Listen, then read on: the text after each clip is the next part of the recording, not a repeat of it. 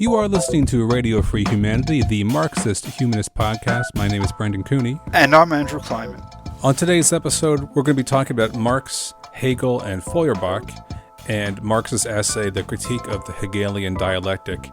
Andrew has just written a recent paper discussing some of the main issues in that famous essay of Marx's, and we're going to be discussing that paper of Andrew's.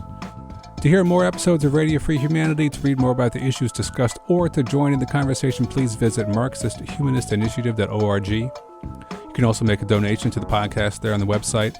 While our podcast is hosted by MHI, the views expressed by the co-hosts and guests of Radio Free Humanity are their own.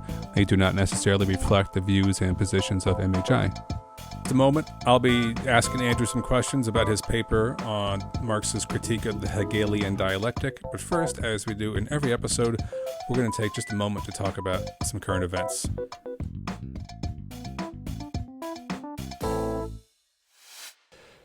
Hey, we are recording this current event segment on the 23rd of June. It's been about 2 weeks since charges were brought against Donald Trump for stealing classified documents. We're going to be talking about the ongoing sort of fallout from those indictments. Of course, this has been covered very thoroughly in the media, so we're not going to go into all the details, but we did want to talk about what Trump's possible strategy is for dealing with this. Many people at this point would be keeping their mouths shut. Trump has been giving interviews and ranting on his private social network in ways that further incriminate him and could be used against him in the court of law. So what's this all about is the question. I'm not sure. I lean towards the idea that it's a strategy to win this thing politically because there ain't no way he's going to win it legally, even if he were to keep his mouth shut. So I think that what he's doing is some kind of strategy. I think it's worked out like, hey, your goose is cooked in a court of law. Maybe even it's cooked with Judge Loose Cannon there. There's other indictments coming, and what you got to do is you got to become president again and pardon yourself. Yeah, that seems to be his best hope for not going to jail from these several indictments that are coming at him or have come at him, is to just get elected president again and then just, by whatever means, pull a Netanyahu and insulate himself from any legal trouble. It could also be that that best hope he has just happens to correspond with a style of politics, a style of speaking that is the only natural state for him, which is to not apologize for anything and to just be a complete asshole about everything. Right. It's very unusual to have a criminal defendant, plead guilty and admit, although as everybody keeps pointing out, there are admissions and confessions of the actual charges in everything he says, where he admits to what is alleged against him and then, says something else. But criminal defendants don't admit guilt, but those that follow decent lawyers clam up. Okay, he's not even doing that. So it could be consistent with his personality disorders. Okay, I'm never going to admit wrong, but what's keeping him from shutting up, right? That's a whole different issue.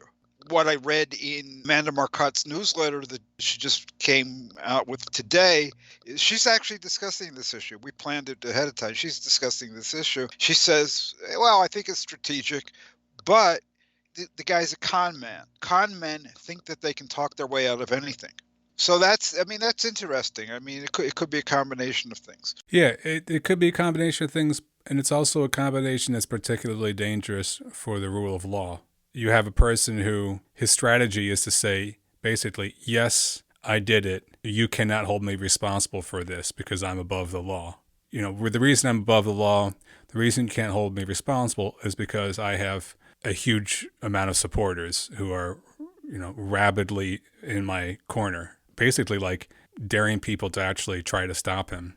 Having that kind of character in a position of power, potentially in a position of power, is a very dangerous situation. Yeah, and I think we know that we've been in that very dangerous situation since at least January 6, 2021. It's not going to get better by placating it, by coddling it, and shrinking in fear of it. We have to be in fear of it, but shrinking in fear of it, they just look for any sign of weakness. So it just needs to be smashed and just rooted out. You can't have this situation where the rule of law doesn't matter because, 43% of the country doesn't want it to matter. That's just not a tenable situation. There's a few wrinkles here. If we do think of it as strategy, what Trump is doing, one is probably the longer shot, which is definitely, I know that's what he wants, but he's got to realize it's a longer shot. Getting elected, even though he's under indictment here and there, and he might indeed be convicted of something well before the election, or even a little bit before the election. People are going to vote for that. It's a real long shot. And then he pardons himself. Will the Supreme Court rubber stamp that? Nobody knows. But there's a more immediate thing that he can do by means of his talking and spinning and lying and all of this, is he can poison the jury pool. And he can, if he gets one MAGA juror that isn't going to convict him no matter what, even if they think he's guilty, then you get a hung jury. And prosecutors are, in general, reluctant. Sometimes they do, but in general, they're reluctant to retry a case when the jury's been hung. There's various aspects of this disinformation campaign that he's been running. And both of those scenarios are long shots in some sense for Trump, but they're not inconceivable that he could pull either an election off or having an effect on the jury pool. Yeah, I mean, I think it's actually not hard in a jury pool. I think the odds are with him to get a MAGA juror. Certainly down there in Florida, you get 12 jurors, and prosecutors can just exclude some of the potential jurors without cause. They can try to show cause for the others. But you got Judge Loose Cannon in the bag for Trump. She could disallow all of that or some of it. But then there are people who are very good at being deceitful.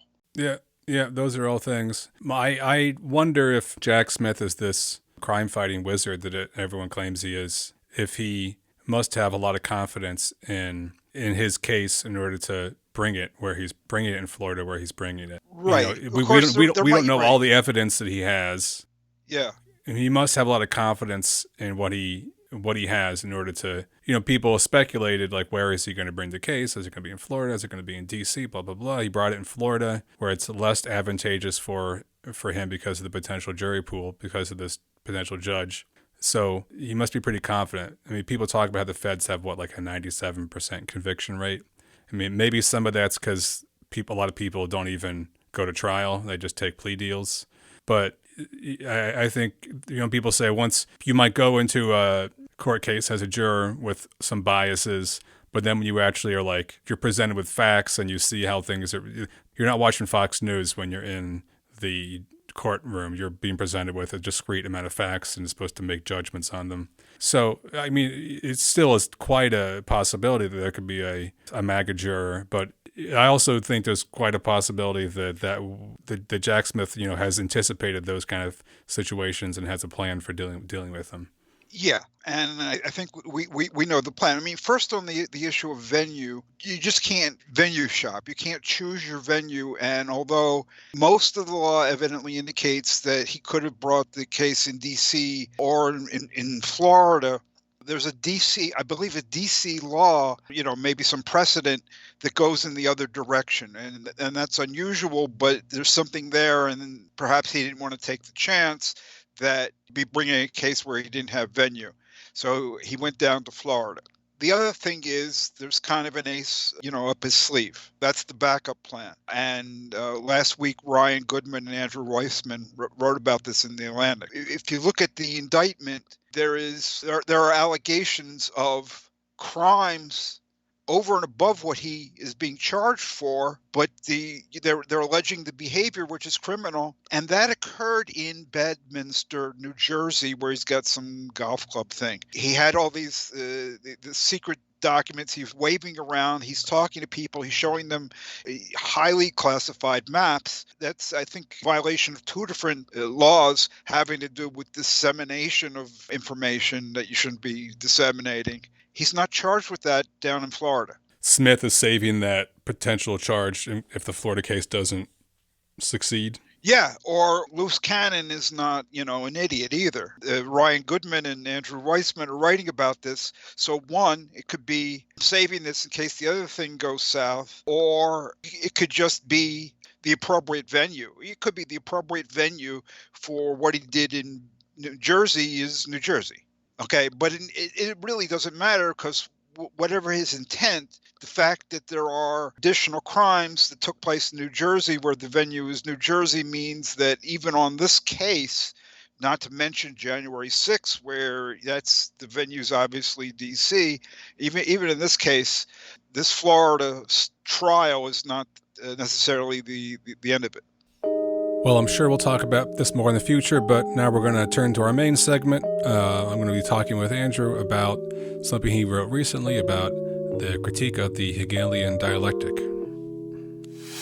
For today's episode, we're going to be talking about a paper that Andrew has just written. It's called Transforming Reality, Not Only Thought, Marx's Critique of Hegel's Dialectic and Feuerbach's Materialism. Andrew, this is mostly a discussion of Marx's 1844 essay, The Critique of the Hegelian Dialectic. What's the basic gist of the essay, and why did you decide to write it? Yeah, in terms of Marxist text, I would say, yes, it's mostly critique of the Hegelian dialectic, supplemented by consideration of his theses on Feuerbach and the German ideology, and a couple of other things in the 1844 manuscripts, all texts of the same period. The gist of the essay is that Marx had a distinct philosophy that was not Hegelian idealism and not Feuerbachian materialism, and instead it's a philosophy of human activity, as Raya Dunivskaya put it. He hewed out a new philosophy of human activity. So this is a very controversial subject. It's been a controversial subject. It's going to continue to be. I don't think I'm saying much, if anything, new in this article, but I'm sharing my current thinking on the matter. So, I do kind of answer a lot of things said by people who wish to interpret Marx as a Feuerbachian, a follower of Feuerbach, somebody who uncritically endorsed Feuerbach's critique of Hegel. And I think that that's just not the case at all. So before I show what Marx's attitude to Hegel is, I say, well, as long as you have in your mind that he's a Feuerbachian, you're not going to understand this critique of the Hegelian dialectic. First, let's try to clarify what Marx's attitude to Feuerbach is. And once we can see that he's not just like a simple follower of Feuerbach, then we can see what he's doing in the critique of Hegelian dialectic, which at the start seems to be, rah, rah, Feuerbach, let's go, got everything right, baby. That's the way it seems at first, but it's not that. Yeah, this is a really difficult text. Yeah, it is a really difficult text. One of the most biggest challenges is that the reader basically needs a decent background in Hegel and Feuerbach's understanding of Hegel, and then of Marx's understanding of both Feuerbach and Hegel. So kind of four different topics that you need to have some background on to even understand what's going on. And it's very easy to get lost in the thread of the essay and to be not clear on any of those points. That's absolutely correct. I mean, a large part of the problem in understanding it is Marx wrote it for himself, never prepared it for publication. It's a draft, and I assume it's just a first draft. I think it's not even a second draft. So when Marx writes something for publication, he's a lot clearer, typically. Even back then, he was only 26 back then. But yeah, he left it in draft form. So certain things are almost alluded to by you wouldn't even maybe know what he's referring to unless you understand the background, historical, philosophical background of what some terms mean and the whole history of the debate behind the terms. Yes, and I think that's true of other texts as well. Make rather a big issue in the article about the first thesis on Feuerbach of the next year, 1845. to understand, I think, like the first thesis, which talks about human activity being objective and objects and all kinds of stuff like that, I think to have more than just a superficial understanding of what Marx is saying, you need to understand everything from Hume through Kant, through Hegel, and then Feuerbach concerning the role played by the human mind in knowing. Yeah, so obviously we're not going to be able to cover all of that in this podcast. But your paper, I think, does a good job of trying to work through some of these issues in a way that is clarifying, although I confess that I still find it difficult to follow all these things. But we're going to try to get through some of these issues in the podcast, and we hope readers will read the paper, engage with us, right into the MHI website, and people, we'll have a conversation about these things. But can you tell us what the main things are you're trying to do in the paper? Let me just say, why I wrote this and how I got into it. In MHI, we had a discussion. There was some interest in understanding Marx's relationship to Feuerbach, and we got to the point where we said to understand Marx's relationship to Feuerbach, you really need to understand also the critique of the Hegelian dialectic. So you need to understand something about Hegel and Marx's critique of Hegel to understand Marx's relationship to Feuerbach. So we had these meetings, we had study questions, and I wrote out my answers to the study questions. And I said, well, I'm getting old here. Might not last that much longer. Let me do something with this. Let me share what I worked out for myself. And so the result of that is this article. So I think to understand the critique of the Hegelian dialectic, that text, to see that it's not just a critique of Hegel and praise of Feuerbach, you need to first have a better understanding of Marx's relationship to Feuerbach. So that's what I do in the initial sections of this article. I begin with a couple of people who just interpret Marx as pretty much an uncritical Feuerbachian. And then I say, okay, well, what about method? Marx is said to have just taken over or adopted Feuerbach's method of inversion. Feuerbach says the world of religion is really the secular world, just externalized, and human qualities are projected onto these external gods. So that's the method of the inversion. He says, no, the religious is really the secular, only projected outward. I go into Marx's critique, very explicit critique of Feuerbach's method of inversion, Marx's alternative to it that he poses, and he says that his alternative is the opposite. His alternative is the inversion of what Feuerbach was doing. So in terms of method, no, they're not the same. And then the whole issue of Feuerbach's materialism. Feuerbach was materialist, and well, did Marx embrace that Feuerbachian materialism? No, he didn't. He doesn't embrace Hegel's idealism either. And so I tried to show that for Feuerbach, what has primacy, what has pride of place, firstedness as a starting point, for philosophy is so-called sensuous reality and the immediate knowing without mediation of thought of that sensuous reality. For Marx, and he works that out here in the critique of the Hegelian dialectic, what has pride of place and primacy, and is the starting point, though not as a fixed beginning, but as a result, the primacy is accorded to human activity. And then I go into, well, what is it that Marx means by human activity? Right? Is it just like physical labor? Does it have any philosophic significance? And I go into all those issues. Okay. Then I get to the critique of the Hegelian dialectic. And what I'm trying to do there, it's not a full reading of the critique of the Hegelian dialectic, but I'm trying to show just how it's a misconstrual of what Marx is doing to say that he's embracing Feuerbach's position, although he agrees with the criticism of the Hegelian dialectic that Feuerbach makes.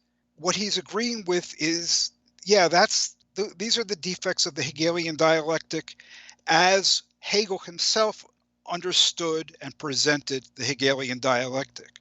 But Marx's argument is that's not all the Hegelian dialectic is. What it is, in itself is different from what Hegel wanted it to be and the way he presented it. So Marx, in the same essay, formulates an entirely new interpretation of the Hegelian dialectic. He knows it's not Hegel's own interpretation, and Marx has a approving attitude. He embraces this new interpretation of the Hegelian dialectic that he works out. And the dialectic is now the dialectic of human activity. And then I come finally in the article to what is the real dividing line, the real point of very serious contention between Hegel and Marx that is addressed in the critique of the Hegelian dialectic. There's one thing where Marx doesn't say, oh yeah, well this is right but mispresented. He says flatly no. And that has to do with the issue of alienation. Hegel kind of, according to Marx, Hegel conflated, fused together alienation and externalization. Everything external to human beings, or more precisely human thought, everything external to that is alien.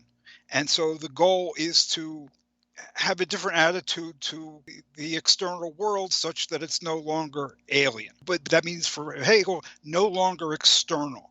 So there's this idea of withdrawing externality, thought withdrawing externality into itself. The way that you overcome this alienation, according to Hegel, the fact that there is this reality outside you, is you come to understand it as your own and as an extension of you and an expression of you. And Marx just hates this.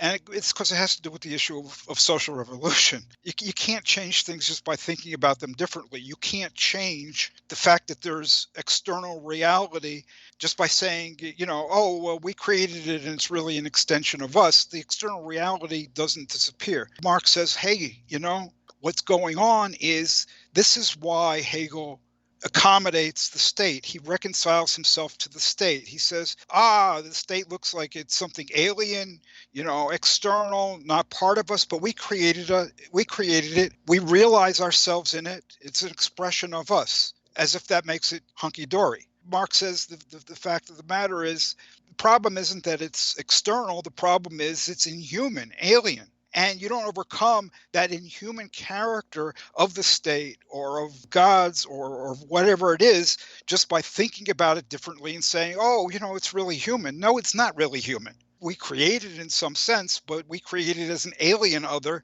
And what we really have to do is get rid of that. And you don't get rid of that by thinking about it differently. You get rid of that by destroying it and putting something human in its place. So for Marx, this distinction between external reality and alien reality is all important. And it has to do with, do you accommodate yourself to reality, as Hegel had to, because external reality doesn't go away. But alienated reality can indeed go away, and that's the task of revolutionaries. So it's really a fighting issue for him at a very basic level. And that's where the most trenchant critique of Hegel comes in this critique of the Hegelian dialectic, I think. While we're on the topic of this difference between externalization and alienation and Marx's critique of Hegel on this point, Hegel's talking about all of external reality. Marx seems to be wanting to criticize Hegel when it comes to alienated social relations and to say that they need to be changed in order to overcome that alienation. What about things that are part of external reality that don't have anything to do with alienated social relations? Is Marx also criticizing Hegel on those things? Are they just talking about two different issues? Well, that's interesting. I'm not sure I know the answer. I mean, Hegel did talk about religion, and he did talk about the state. And Feuerbach says Hegel reinstated religion after supposedly having negated religion. Philosophy supposedly negates religion, but it restores it. That's Feuerbach's critique. So you negate religion, then you restore it. That's the negation of the negation. You're back where you started. So the negation of the negation is just, playing with words. It's a self-contradiction. It's not good for anything. Let me start from, and everybody should start from, nature, sensuous reality, and the immediate knowing of that. Now, yeah, for Hegel, this is applicable generally to the thought of things and the things, because Hegel doesn't ultimately think that the things and the thought of them are radically different. Marx is just not that interested, I believe, in issues of knowing, in issues of epistemology. I mean, he will talk about method and so forth, but the kind of questions about how we know and so forth don't really interest him that much, I think. So he's concerned with the state and reconciling oneself to it, religion and reconciling oneself to it, obviously capitalism and reconciling oneself to that. He wants to get away from all of that. He doesn't, just as far as I know, pay much attention to the rest of it. I don't even know how to formulate the rest of it, but he's kind of silent on the other things. It could possibly be that Marx is not taking a position on the larger ambition of what Hegel's trying to do, but he's dealing with a particular problem, which is alienated human social relations, and saying that these cannot be overcome with thought. They have to be overcome in the real world.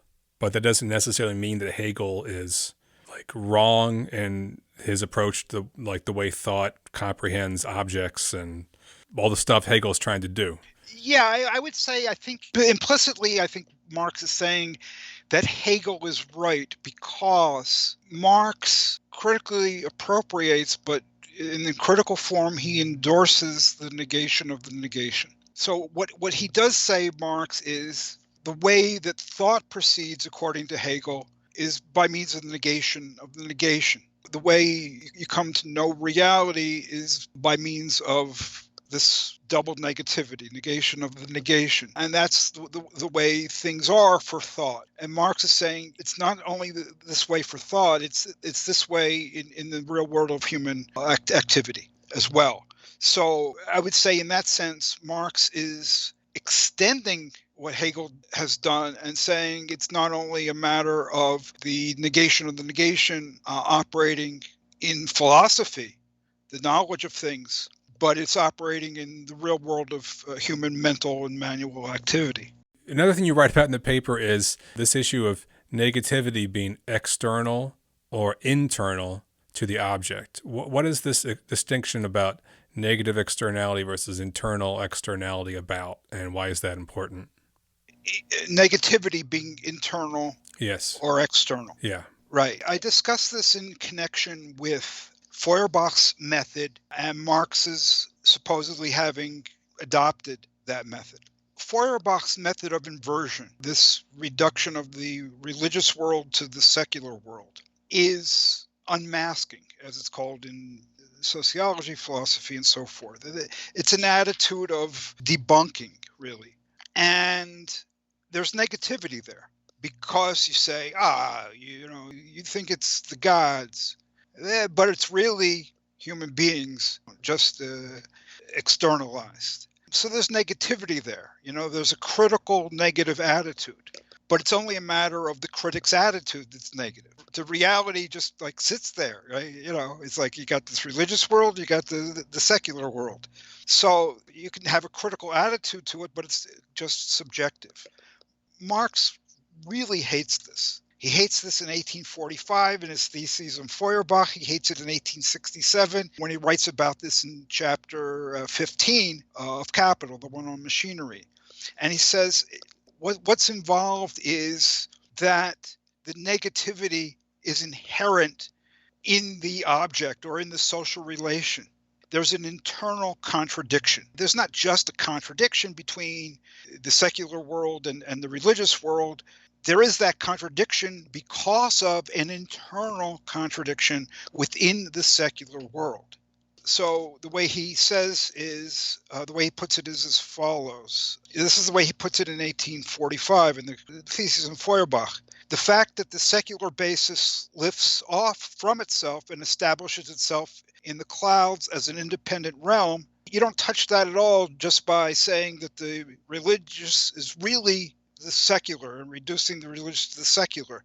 How come there's this religious that is detached from the secular? This can only be explained by the inner strife and intrinsic contradictoriness of the secular basis. So You want to complain about religion.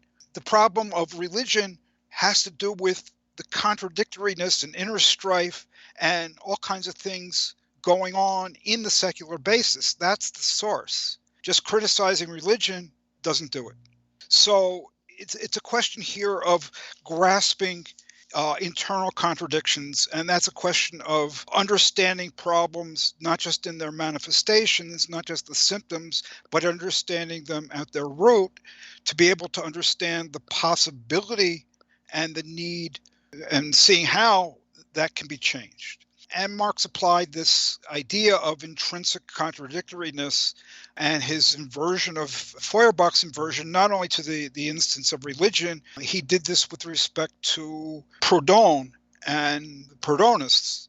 They didn't like the fact that in addition to commodities, there was this one privileged commodity, money. So just like you got privileged God, crappy people underneath, you got this privileged money, and you got all these other commodities which are just not as good as money. They got to be sold for money until they get recognized as valuable. And so Proudhonists didn't like that. They wanted all commodities to be able to function the way money now functions, to be able to be recognized as valuable in and of themselves. And that would be good for all the, independent commodity producers who nowadays have to sell their stuff and there's got to be demand for it. No. Every commodity will immediately be money. That was their view. Marx says this is just completely nuts. And so what he does in chapter 1 of Capital is he shows that this contradiction between money on the one hand and all the other commodities on the other, that's just an external form of appearance of an internal contradiction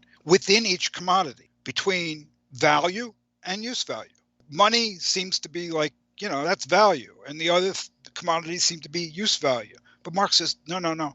That's just an external form of appearance of this internal contradiction within each commodity, just like the duplication of the world into religious and secular has to do with the internal contradictions in the secular world. So if you really want to do anything about it, you got to go to the source of the problem, to the secular world, to the existence of commodities, get rid of commodities, commodity production, commodity exchange, get rid of the contradictions in society that lead to this religious alienation.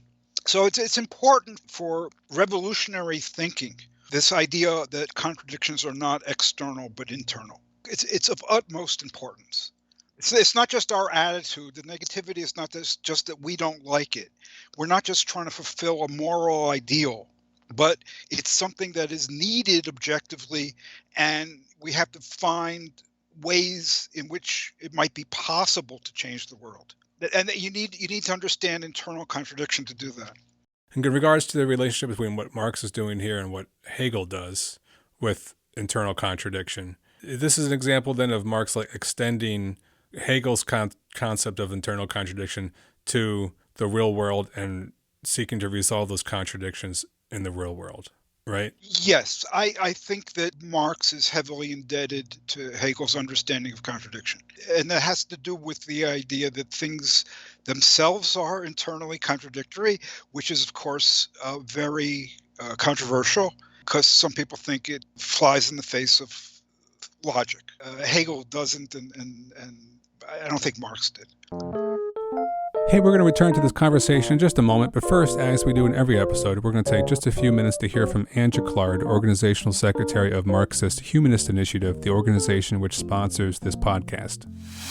Marxist-Humanist Initiative, or MHI, aims to contribute to the transformation of this capitalist world by projecting, developing, and concretizing the philosophy of Karl Marx and its further development in the Marxist humanism articulated by Raya Dunayevskaya. The ongoing COVID-19 pandemic and today's many other social, political, and economic crises make this a moment to engage people in discussion of these ideas. In the U.S., we are faced with the threat of Trumpism triumphing, an all-out authoritarianism extinguishing our right to carry on these discussions. Yet at the same moment, the multiracial movement for Black lives has spread to every corner of the country and the world, launching a flood of activism and new ideas that deepen the concept of freedom. MHI is dedicated to the task of proving theoretically that an alternative to capitalism is possible. We are distinguished by our economic analyses, in which we do not merely assert but demonstrate that the only opposite to the current world economic system is its abolition and replacement with one not based on the production of, quote, value, close quote.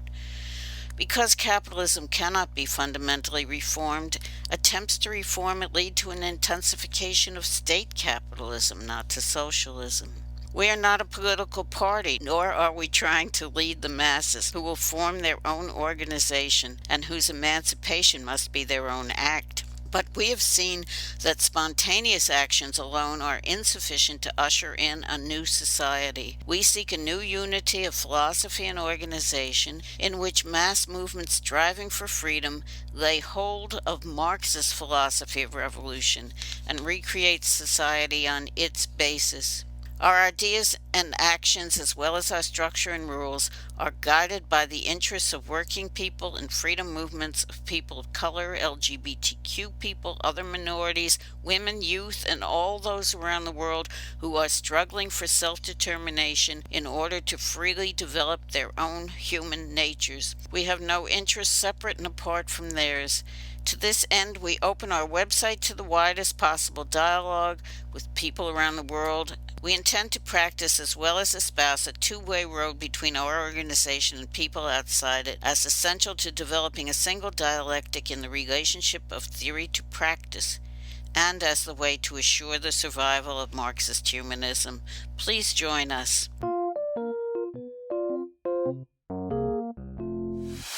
What does negation of negation have to do with humans creating themselves and their reality?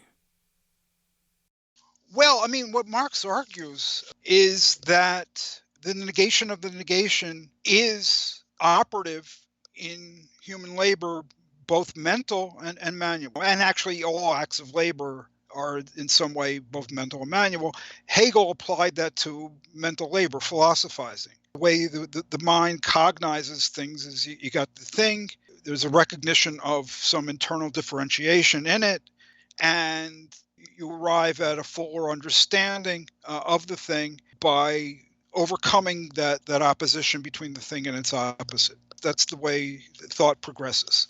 Marx is saying this is the way it is with labor as such. So we've got the laborer, we've got the object, and the labor works on the object, transforming the worker, transforming the object, and that's the product. The product is both the transformed human being and the transformed object.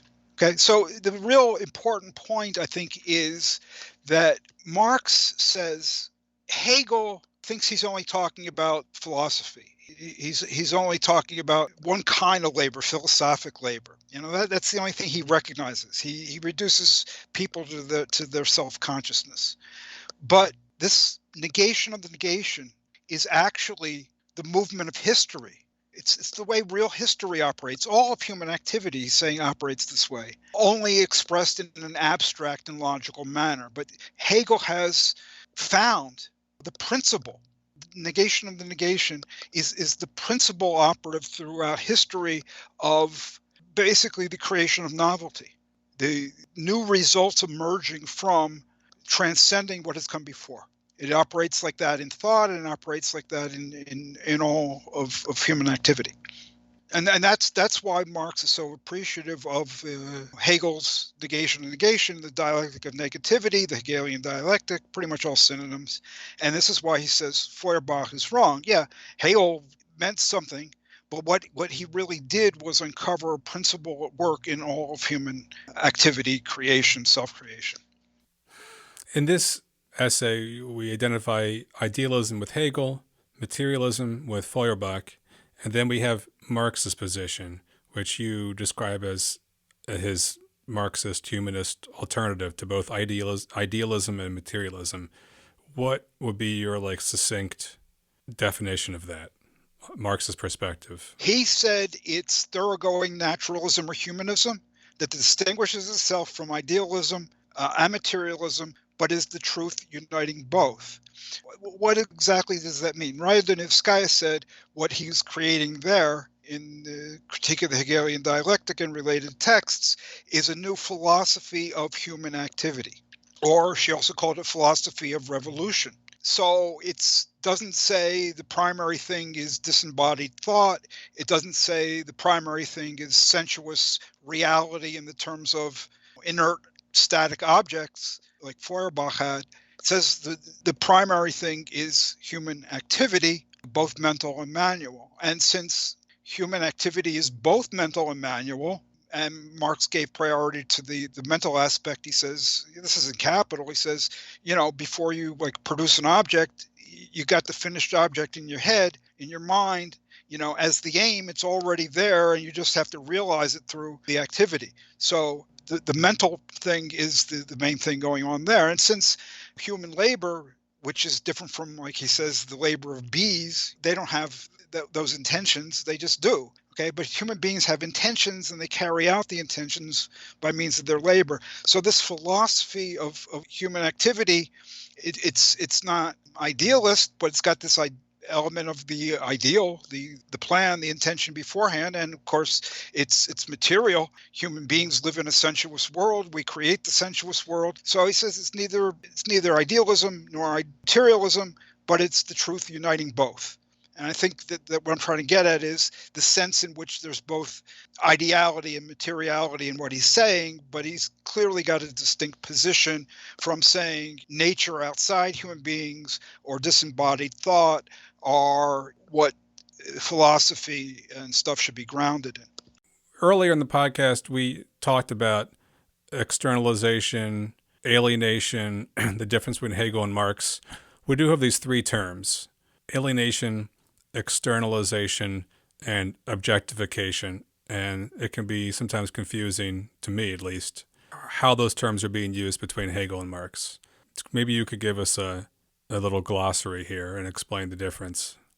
I think that they're actually using the terms in the same way. I don't think they mean different things by the terms. I think rather the issue is, at least as Marx understands Hegel, which may be misunderstanding, may be not. But as Marx understands Hegel, anything external to pure thought is alien to it. Okay? He regards, according to Marx, the existence of an independent reality that is not just subordinated to and subsumed within thought as not only external but alien.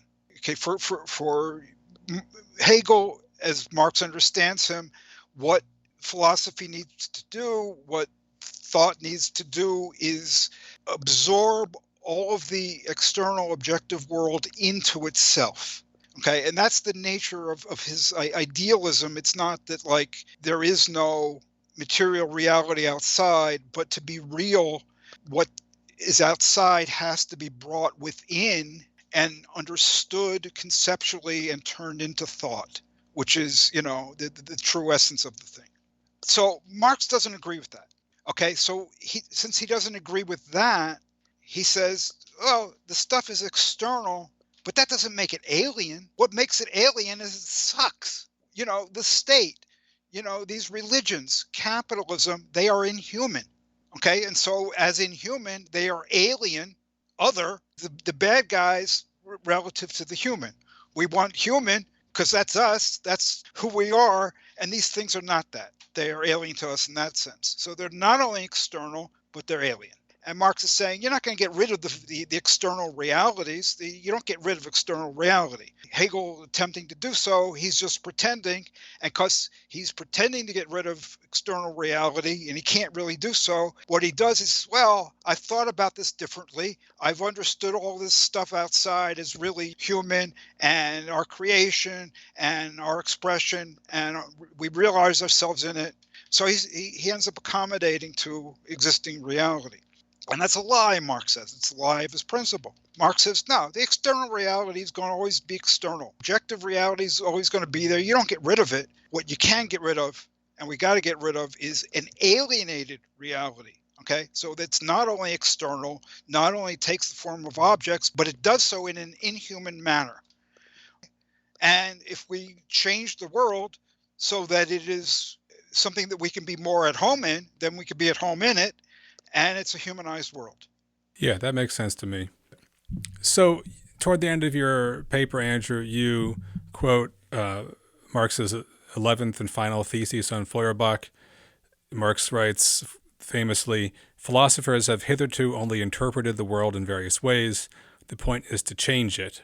And you talk about this, concept of human beings and their ability to change the world is like central to what Marx is advancing here as like the Marxist-Humanist way of doing philosophy. That made me wonder, does that mean philosophy has to be aimed at transforming the world in order to be true, to be like authentic philosophy? And I mean, I don't know what it means for maybe authenticity or true or something is not the right term, but maybe you get the gist of the question. Right. I mean, there are two basic senses in which people use the word true. One is correct, factually correct. So let me just state, that's not your intention right here. Let me just state at the outset, a philosophy does not have to be aimed at the transformation of the world in order to make statements that are factually correct. That's not the issue. The other sense of the word true is authentic, like you're saying. That's a true work of art. That person's a true friend. What I really don't like is that the same term gets used for, correctness and authenticity in that sense. Yeah. Or be a good philosophy. I mean, have an internal coherence, have like a sense of being a valid philosophical. And I guess it's similar to the previous question, is whether this is like rhetorical or is this a real statement about what makes a good philosophy a good philosophy? It's like, what is the purpose of philosophy? What is the root of philosophy? And people have different views of that. Some people say, well, philosophy begins with a sense of wonder. You want to know why things are the way they are. And then the other position, I've forgotten temporarily. Both. I can't attribute the position to any people anymore. I've forgotten that. The other is philosophy is there because things seem to us contradictory, and we want to resolve the contradictions. I mean, in a sense, that the resolution of contradiction is transformation of the world. No, it does not affect, the distant cosmos directly, but it's transforming our world. So I don't know whether philosophy has to be aimed at the transformation of the world in order to be true. I would say in order to be adequate to human beings and what we are, it does have to aim towards the transformation of the world. Because it seeks to resolve contradictions.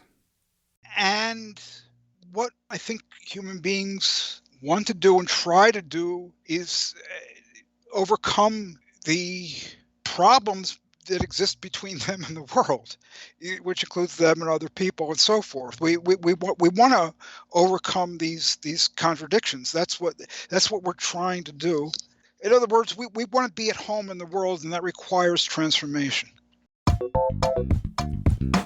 Hey, that's all the time we have for this episode of Radio Free Humanity. If you like the podcast, please do stop by Marxist-Humanist-Initiative.org to listen to other episodes and to read more about these issues and others. As always, if you like the podcast, we encourage you to write to us, to comment and rate the podcast, and of course to share with all your friends and enemies.